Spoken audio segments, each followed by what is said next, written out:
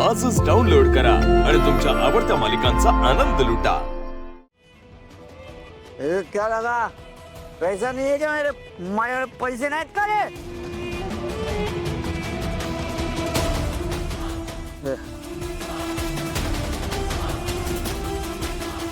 राजकुमार मेहंदे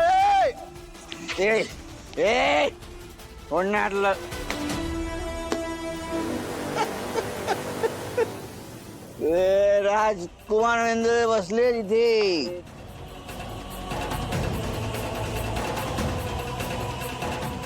हे पैसे काढ।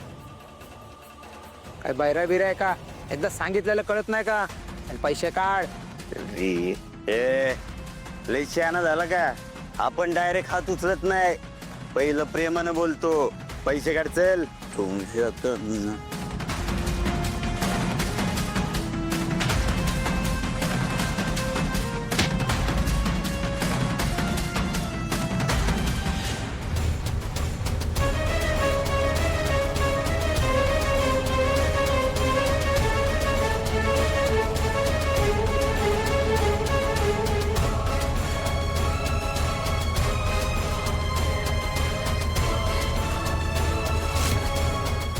सावली, सगळं तुझ्यामुळे झालं सावली। मित्र सोडणार नाही।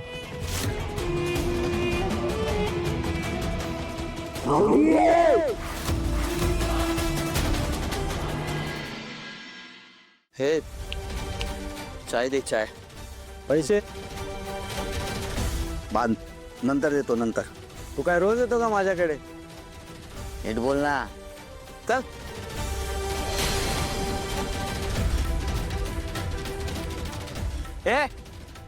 प्यायचं पाणी येते, चल। कुठनं कुठनं येतात एक एक।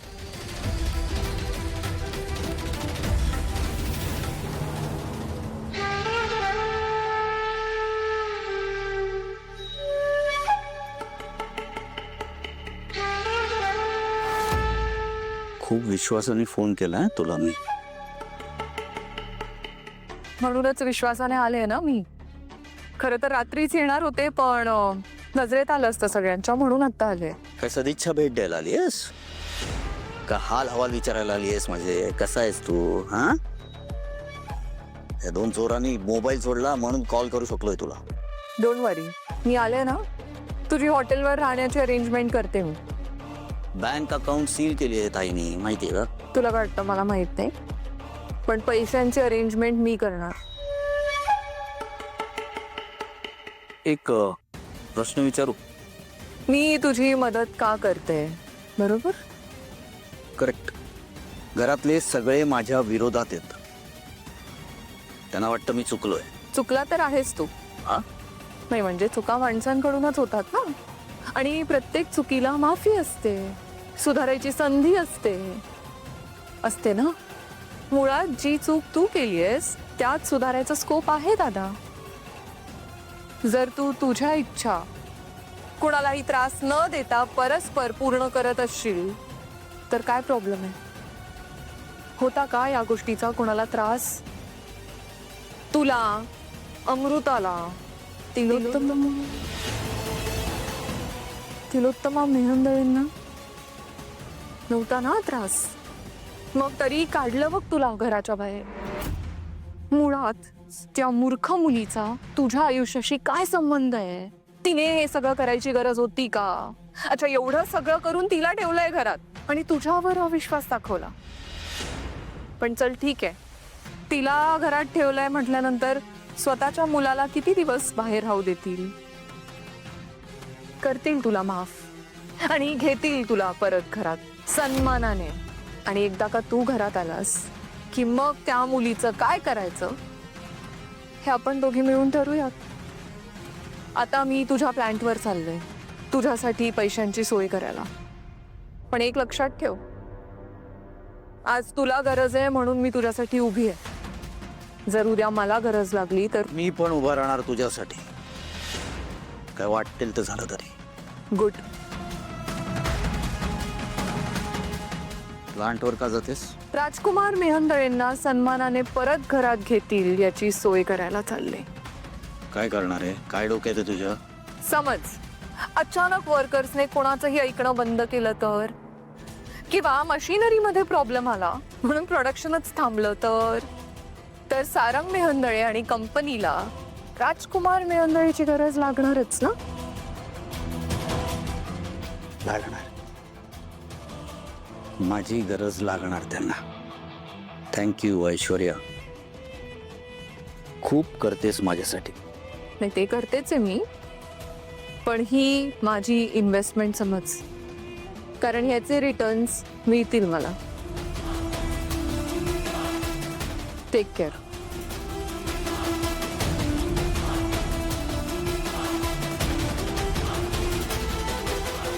चहा दे रे.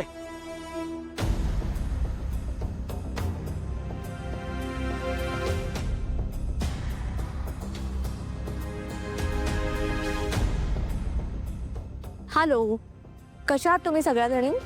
मस्त. आणि सगळ्यात खूप छान आहे. तू कशी आहेस ग? कसा चाललाय तुझा नवीन संसार? मी पण मस्त, छान चालू आहे. आणि काय ग तारा, तुझं गाणं कसं सुरू आहे? बरेच दिवस झाले तुझा एकही कार्यक्रम पाहिला नाही आम्ही.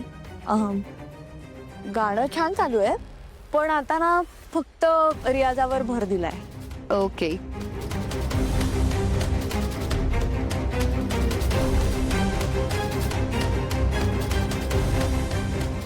काय का अमृता, कशी आहेस? बरी बघितलं ना, नवऱ्याला घराबाहेर काढलं आणि इथे घरात कशी बसली बघ. अगं पण त्यानेच बाहेर तोंड मारलं ना. काय चालली तुमची कुजबूज?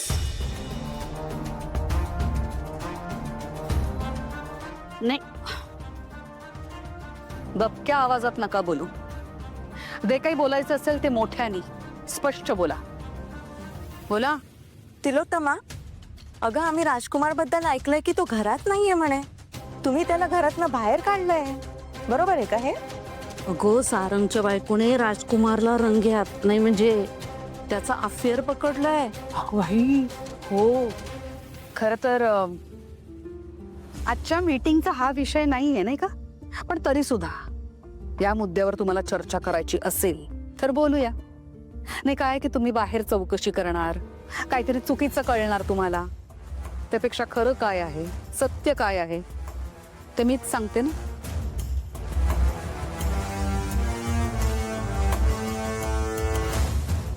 माझ्या लेकाला, राजकुमारला मी घराबाहेर काढलं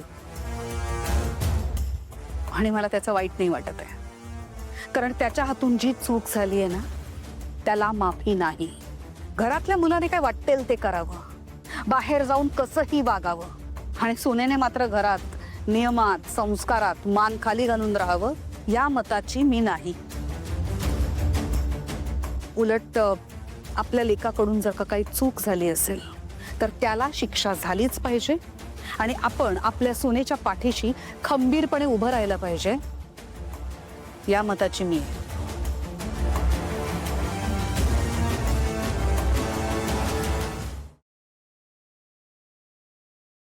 सा